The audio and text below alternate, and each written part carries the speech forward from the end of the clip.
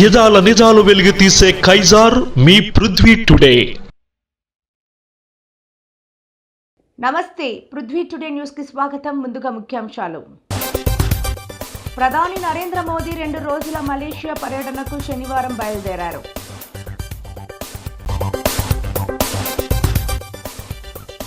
మాజీ సీఎం జగన్ పర్యటించిన ప్రాంతాల్లో అనూహ్యంగా చోటు చేసుకున్న ఘటనలపై టీడీపీ నేత దేవినేని.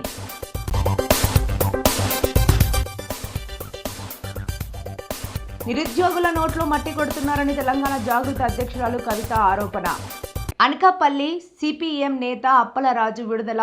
సిపిఎం 2025 డిసెంబర్ 24 తెల్లవారు 7 గంటలకే భారీ బందోబస్తుగా పోలీసులు సిపిఎం జిల్లా కార్యదర్శి వర్గ సభ్యులు రైతు సంఘం జిల్లా ప్రధాన కార్యదర్శి ఎం అప్పలరాజు ఇంటిని చుట్టుముట్టి మోహరించి అక్రమంగా విశాఖ సెంట్రల్ జైలులో నిర్బంధించారు. ఎం అప్పలరాజు ఎలాంటి నేరానికి పాల్పడకపోయినా పీడీ యాక్ట్ కింద శిక్ష కానీ శిక్ష వేసే 43 రోజులు సెంట్రల్ జైల్లో నిర్బంధించిన ఘనత రాష్ట్ర ప్రభుత్వానికి దక్కుతుందని సిపిఎం కేంద్ర కమిటీ సభ్యులు కె లోకనాథం ఎద్దేవా చేశారు. విశాఖపట్నం సెంట్రల్ జైలు నుంచి విడుదలైన ఎం అప్పలరాజును మీడియాకు కె లోకనాథం పరిచయం చేశారు.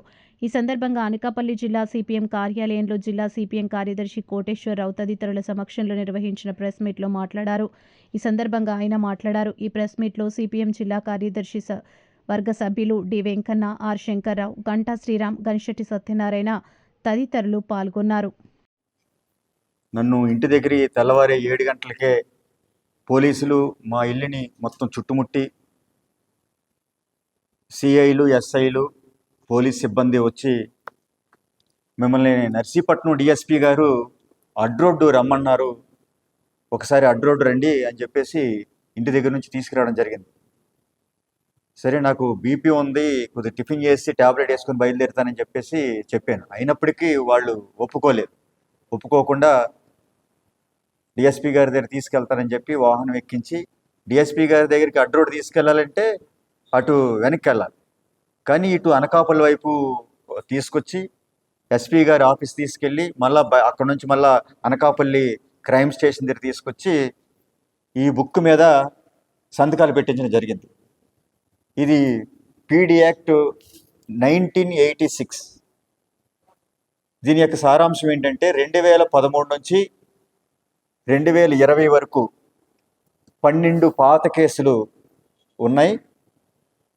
అలాగే 2025 సెప్టెంబర్ నుంచి 2025 డిసెంబర్ వరకు మరో 7 కేసులు కొత్తగా పెట్టి మొత్తం 19 కేసుల యొక్క లిస్టు తయారు చేసి దీని కారణంగా మీ మీద పీడీ యాక్ట్ పెడతామని చెప్పి నన్ను విశాఖపట్నం కేంద్ర కారాగారంలో నిర్బంధించడం జరిగింది. నేను ముందు చెప్పినట్టుగా 2013 నుంచి 2020 వరకు పెట్టేటువంటి కేసులన్నీ కూడా పోరాటాలకు సంబంధించినటువంటి కేసులు. ప్రత్యేక హోదా ఇవ్వాలని, హెట్రోడాక్స్లో పనిచేస్తున్నటువంటి కార్మికుల జీతాలు పెంచాలని, ఢిల్లీ సరిహద్దులో రైతాంగం చేసినటువంటి పోరాటానికి మద్దతుగా ఆనాడు అఖిల భారత కిసాన్ సభ ఇచ్చినటువంటి బంధు ఇతర కార్యక్రమాల్లో పాల్గొన్నవి మాత్రమే. వ్యక్తిగతమైనటువంటి కేసు ఒకటి కూడా లేదు. ఈ కేసులన్నింటినీ కూడా Yelamanchili junior civil judge court వారు కొట్టివేయడం జరిగింది. అవన్నీ కూడా కొట్టివేయడం జరిగింది. ఇప్పుడు కొత్తగా పెట్టినటువంటి కేసులలో నా యొక్క ప్రమేయం లేదు, నా యొక్క భాగస్వామ్యం లేకుండానే 7 కేసులు పెట్టి మొత్తం కేసుల యొక్క సంఖ్యని పెంచి ఈ రకంగా ఈ ప్రాంతంలో ప్రజల యొక్క ప్రయోజనాలకి భంగం కలిగిస్తున్నాడు, అశాంతిని కలిగిస్తున్నాడు, ప్రభుత్వ కార్యక్రమాలను అడ్డుకుంటున్నాడు అనే నేరం మోపి ఈ పీడీ యాక్ట్ పెట్టడం అనేది జరిగింది. దీన్ని సిపిఎం పార్టీ తీవ్రంగా ఖండించింది. అలాగే మేధావులు, పత్రికా విలేకరులు, అలాగే ప్రజలు పెద్ద ఎత్తున ఖండించడం జరిగింది. దానికి నిరసనగా అనకాపల్లి జిల్లా వ్యాప్తంగా, విశాఖపట్నం జిల్లా వ్యాప్తంగా, రాష్ట్ర వ్యాప్తంగా కూడా పెద్ద ఎత్తున ఆందోళన చేయడం జరిగింది. ఆందోళనలో పాల్గొన్నటువంటి ప్రజలందరికీ కూడా 2 చేతులు జోడించి హృదయపూర్వకమైనటువంటి ధన్యవాదాలు తెలియజేసుకుంటా ఉన్నాం. అలాగే ఈ సమస్యని ప్రజలకు అర్థమయ్యేటటువంటి పద్ధతిలో మరి పేదల పాలిట ఉన్న ప్రభుత్వ కూటమి ప్రభుత్వమని ఎమ్మెల్యే పంతం నానాజీ పేర్కొన్నారు. కాకినాడ రూరల్ ఎమ్మెల్యే క్యాంప్ కార్యాలయంలో సీఎం రిలీఫ్ ఫండ్ చెక్కులు కార్యక్రమాలు నిర్వహించారు. చిన్నారి తోటా భారతి కుటుంబానికి 3,28,000 రూపాయల చెక్కును, బ్రెయిన్ స్ట్రోక్తో బాధపడుతున్న పబ్బినేడి వీరకుమార్ కుటుంబానికి 65,000 రూపాయలను అందించారు. ఈ సందర్భంగా ఎమ్మెల్యే నానాజీ మాట్లాడుతూ, ఆరోగ్యశ్రీలో లేని కొన్ని వ్యాధులకు సీఎం రిలీఫ్ ఫండ్ ద్వారా ఆర్థికంగా ముఖ్యమంత్రి చంద్రబాబు నాయుడు, ఉప ముఖ్యమంత్రి పవన్ కళ్యాణ్లు భరోసా ఇస్తూ వారికి ఆర్థికంగా ఆదుకునేందుకు ముందుకు వచ్చారన్నారు. ఈ నేపథ్యంలో ఇప్పటివరకు 288 మందికి సుమారు 1,84,00,000 రూపాయలు అందించారన్నారు. వేదనలో ఆదుకునే ప్రభుత్వం కూటమి ప్రభుత్వం ఒక్కటే అన్నారు. అనంతరం బాధితులు మాట్లాడుతూ, ఎన్నో ఇబ్బందులు పడుతున్న మాకు ఎమ్మెల్యేగా నానాజీ భరోసా ఇచ్చి మాకు ఆర్థికంగా ఆదుకున్నారని ఈ సందర్భంగా ముఖ్యమంత్రి చంద్రబాబు నాయుడికి, ఉప ముఖ్యమంత్రి పవన్ కళ్యాణ్కు, కూటమి ప్రభుత్వానికి కృతజ్ఞతలు తెలిపారు. ఓకేనా? అందరికీ నమస్కారం. ఈరోజు ప్రజల ఆరోగ్యమే తమ ధ్యేయంగా ఈ రాష్ట్ర ముఖ్యమంత్రి చంద్రబాబు నాయుడు గారు, పవన్ కళ్యాణ్ గారు అనేక రంగాల్లో ఆరోగ్యం మీద అనేక జాగ్రత్తలు తీసుకుంటా పరిశుభ్రాలు, ఈ వారం పరిశుభ్రత కార్యక్రమం అని అలాగే రకరకాల కార్యక్రమాలు పారిశుద్ధ్యం గురించి అటువంటి కార్యక్రమాలు ఒక పక్కన చేసుకుంటూ వెళ్తానే ఉంటా. ఒక పక్కన గవర్నమెంట్ హాస్పిటల్ మీద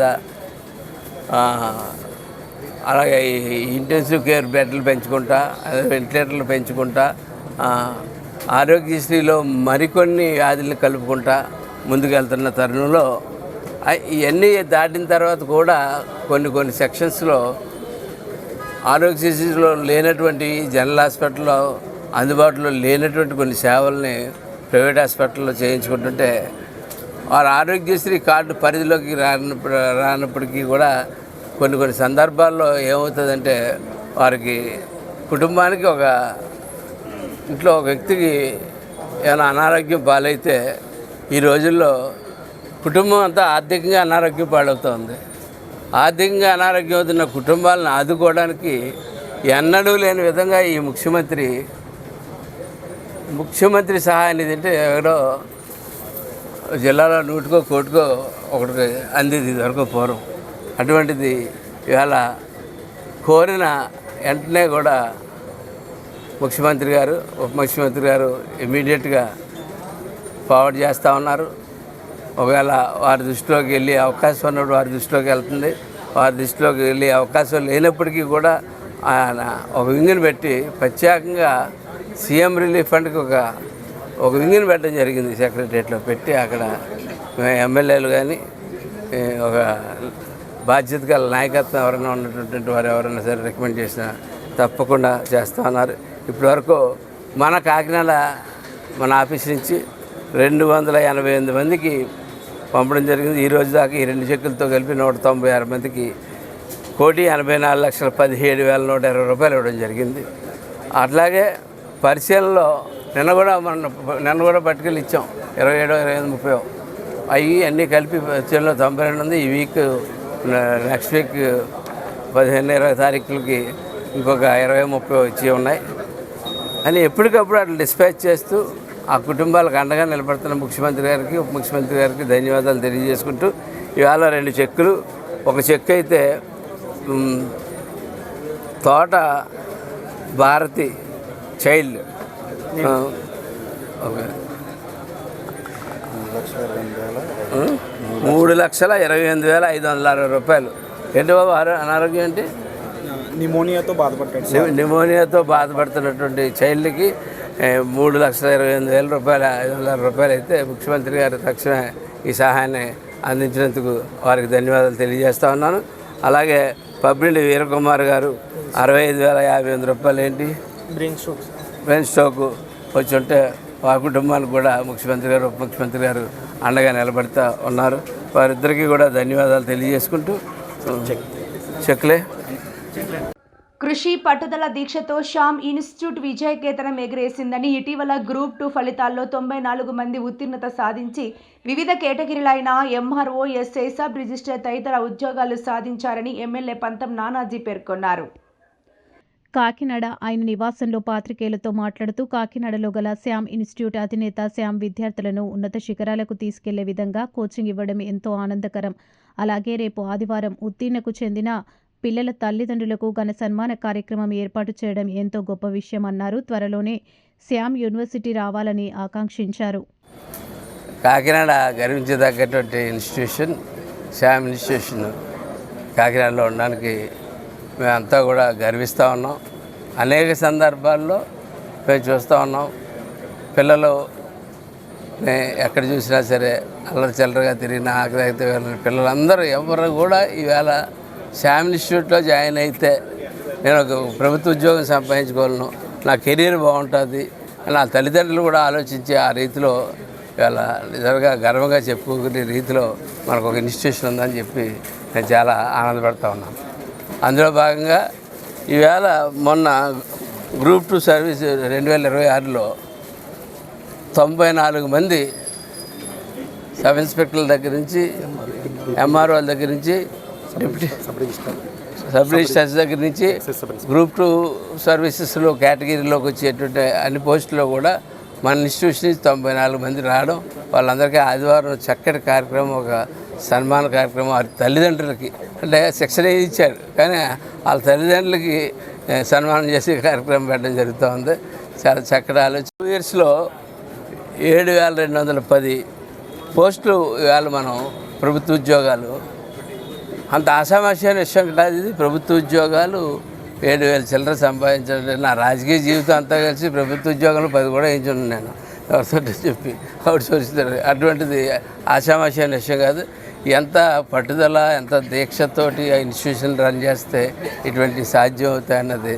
మొన్న నేను ఇన్స్టిట్యూషన్కి వెళ్ళాను. ఆ ఇన్స్టిట్యూషన్ ఆ డిసిప్లిన్ కానీ అక్కడ ఉన్న వాతావరణం కానీ నిజంగా ఎప్పుడో స్టార్టింగ్లో ఉన్నప్పుడు నేను చూసిన ఇన్స్టిట్యూషన్కి ఇప్పుడు ఆ ఇన్స్టిట్యూషన్కి సంబంధం అనేది ఒక డ్రీమ్డ్ యూనివర్సిటీ క్యాంపస్ లాగా క్యాంపస్ తయారవుతూ ఉంది. దాని తయారయ్యి తీరు చూస్తూ ఉంటే త్వరలో శ్యామ్ డీమ్డ్ యూనివర్సిటీ కాకినాడలో వస్తుందని చెప్పి నేను ఆశిస్తూ ఉన్నాను. అందులో కూడా అప్పుడు కూడా ఈ రిజల్టే కనపడాలని చెప్పి నేను కోరుకుంటాను. గ్రామాల అభివృద్ధి ధ్యేయంగా కూటమి ప్రభుత్వం పనిచేస్తున్నదని ఎమ్మెల్యే పంతం నానాజీ పేర్కొన్నారు. పరిశుభ్రతను పెంపొందించేందుకు రాష్ట్ర ప్రభుత్వం స్వచ్ఛరథం కార్యక్రమం నిర్వహిస్తుందని తెలిపారు. కాకినాడ రూరల్ మండలం ఎమ్మెల్యే క్యాంపు కార్యాలయంలో కరప మండలానికి ఏర్పాటు చేసిన స్వచ్ఛరథాన్ని ఎంపీడీఓతో కలిసి ఎమ్మెల్యే పంతం నానాజీ కాకినాడ ఆయన క్యాంపు కార్యాలయంలో ప్రారంభించారు.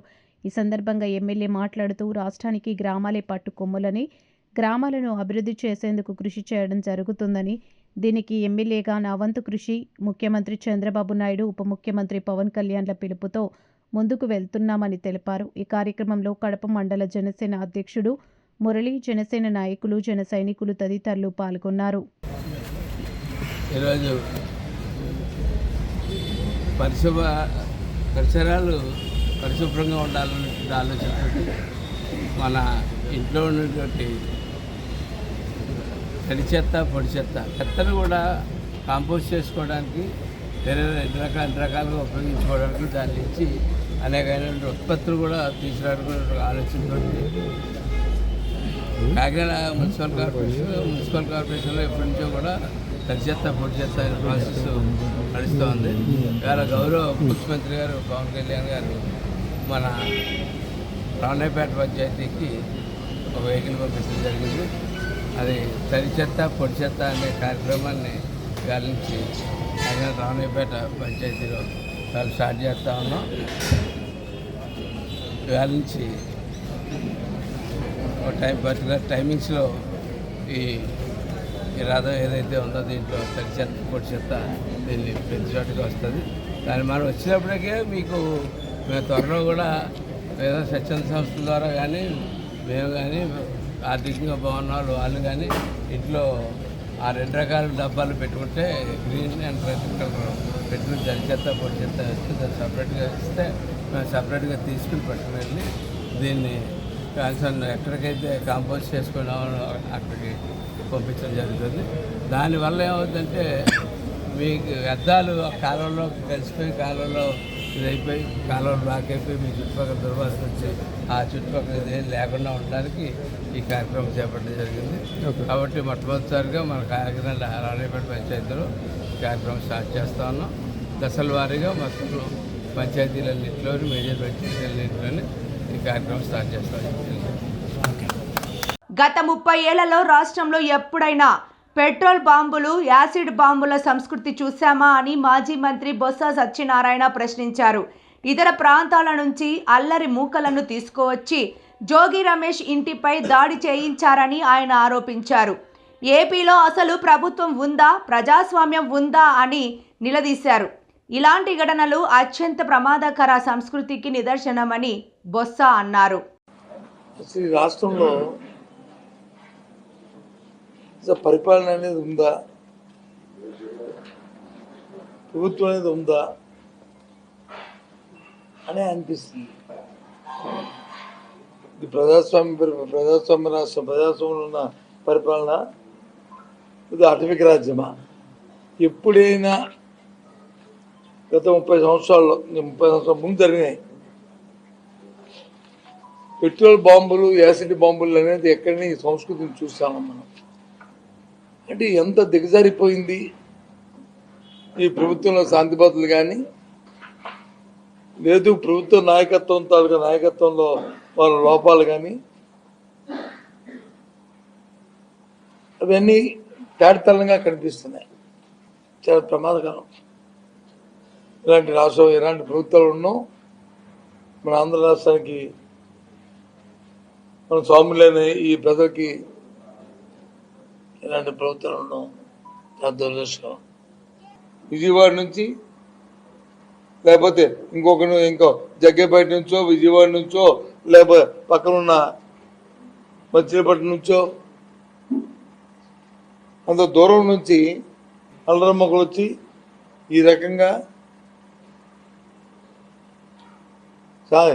పెట్రోల్ బాంబులు, యాసిడ్ బాంబులు వేసి ఇంట్లో ఉన్న వాళ్ళందరినీ కూడా జరగకూడదు జరిగితే అదే మీ ఆలోచన విధానం ఏంటి? మాజీ సీఎం జగన్ పర్యటించిన ప్రాంతాల్లో అనూహ్యంగా చోటు చేసుకున్న ఘటనలపై టీడీపీ నేత దేవినేని ఉమా తీవ్రస్థాయిలో ధ్వజమెత్తారు. మాజీ సీఎం జగన్ ఎక్కడ కాలు పెడితే అక్కడ అరిష్టం. జగన్ పర్యటన వల్ల 2 అమాయకులు ప్రాణాలు కోల్పోయారు. రోడ్డుపై వాహనదారులకు నరకం చూపిస్తూ కారు ర్యాలీలు చేస్తున్నారు. కనీసం అంబులెన్స్కి కూడా దారి ఇవ్వకుండా రోడ్డు షోలు చేసుకుంటున్నారు అని దేవినేని ఉమా మండిపడ్డారు. మీరు కాలు పెడితే అరెస్టమే. ఇవాళ ఏం జరిగింది? అమాయకులు 2 ప్రాణాలు పోయాయి. మొన్న రోడ్డు మీదకి వచ్చారు, అక్కడ సింగయ్య ప్రాణం పోయింది. తర్వాత అక్కడ ఆ సింగయ్య ప్రాణంతో పాటు జయవర్ధన్ రెడ్డి అనే వ్యక్తి అంబులెన్స్ బయటపడక ఆ రోజు కూడా 2వ వ్యక్తి చనిపోయారు.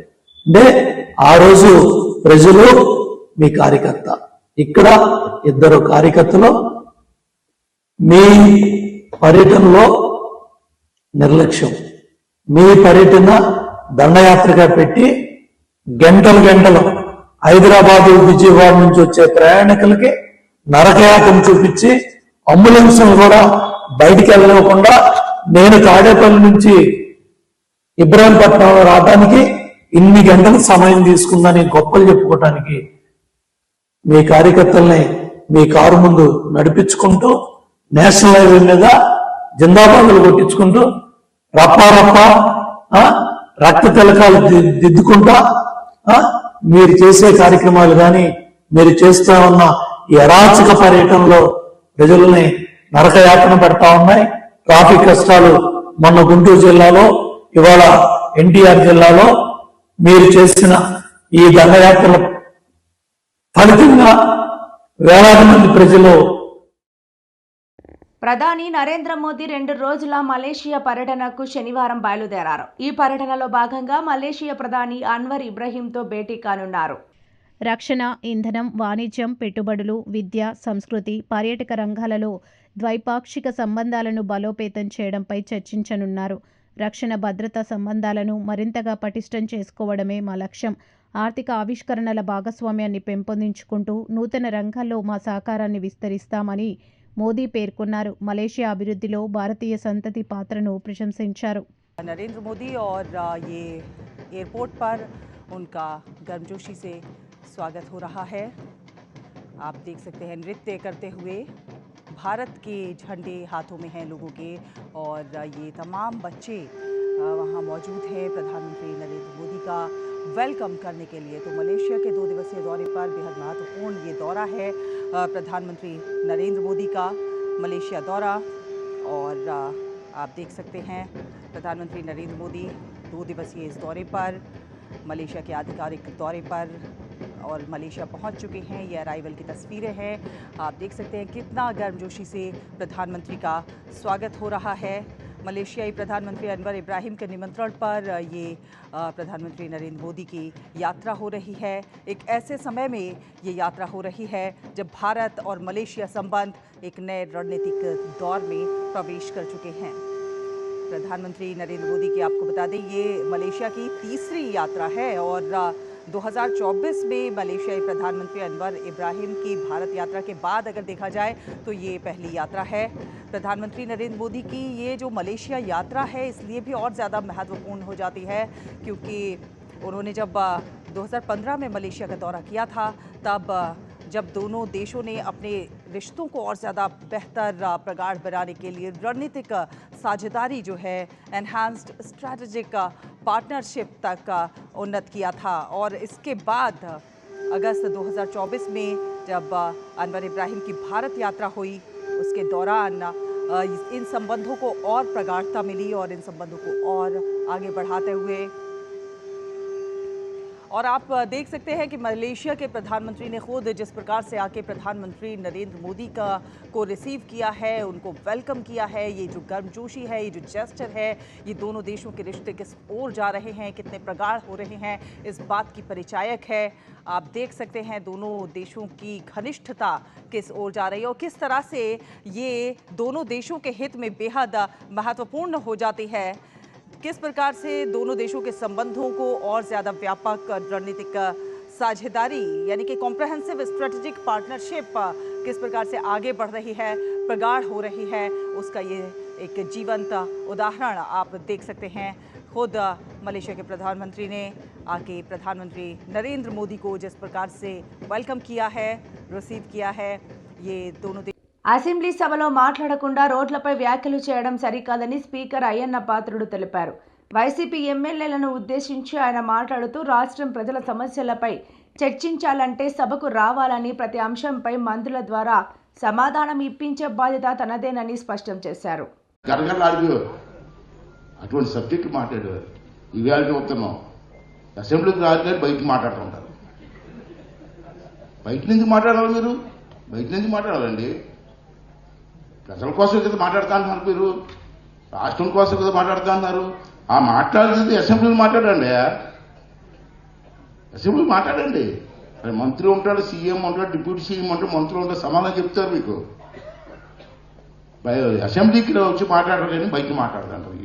ఎందుకు మాట్లాడు బయటని? అదే మాట్లాడు అసెంబ్లీ మాట్లాడండి. నేను అవకాశం ఇస్తానని చెప్పాను, మరి ఎందుకు రావట్లేదు అసెంబ్లీకి? ప్రసాద్ గారు మీలాంటి పెద్దలు కూడా ఆలోచించారు సార్.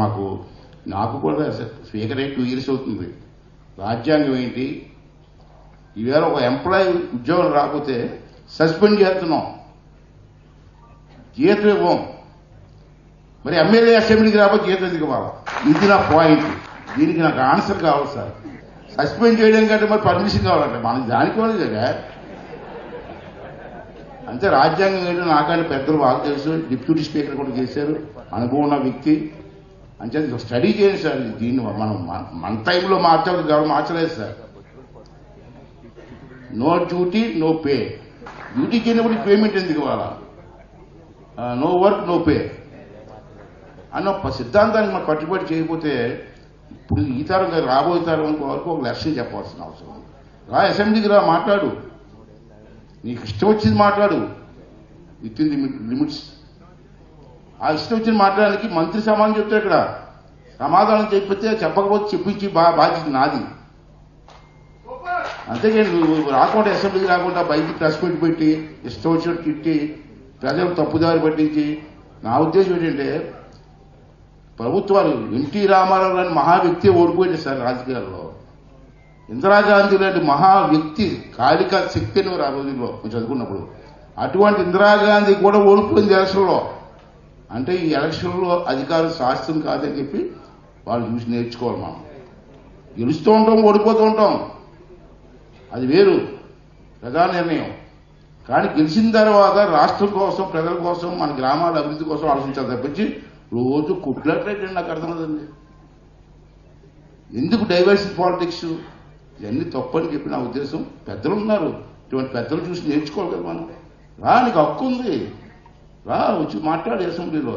మాట్లాడకుండా ఎక్కడో బయట మాట్లాడి. కాంగ్రెస్ ను అధికారంలోకి తెచ్చిన నిరుద్యోగుల నోట్లో మట్టి కొడుతున్నారని తెలంగాణ జాగృతి అధ్యక్షురాలు కవిత అన్నారు.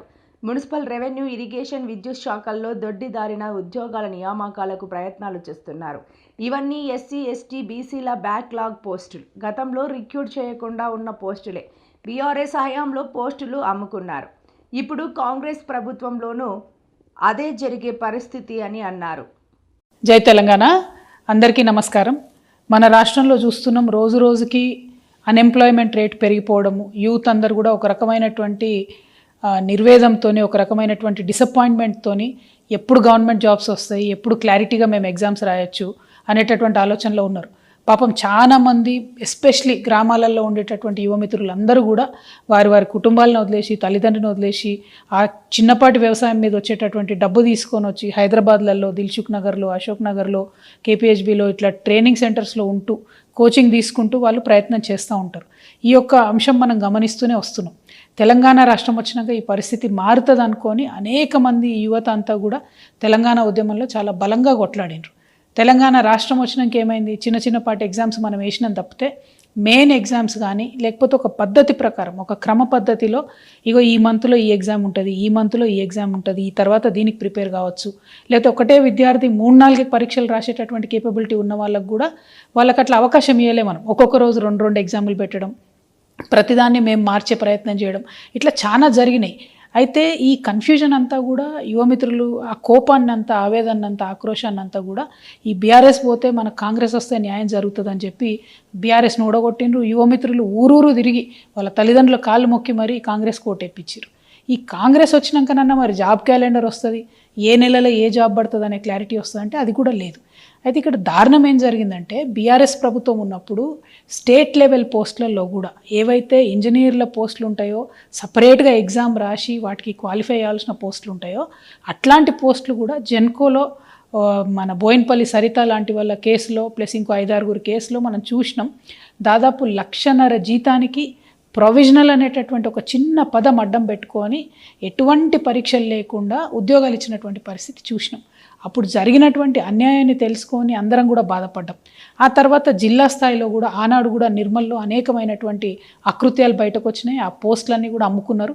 44 పోస్టులు దాదాపు 12 లక్షలు, 14 లక్షలు, 15 లక్షలకు అమ్ముకుంటే అది అందరూ కూడా జనం గగ్గోలు పెట్టి, యువమిత్రులంతా గగ్గోలు పెడితే. ఈ వార్తలు ఇంతటితో సమాప్తం. నమస్కారం. ప్రధాని నరేంద్ర మోదీ 2 రోజుల మలేషియా పర్యటనకు శనివారం బయలుదేరారు.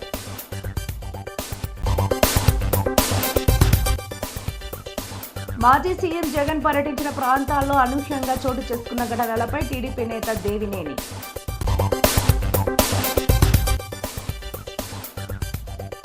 నిరుద్యోగుల నోట్లో మట్టి కొడుతున్నారని తెలంగాణ జాగృతి అధ్యక్షురాలు కవిత ఆరోపణ. వార్తలు ముగించే ముందు ముఖ్యాంశాలు మరోసారి.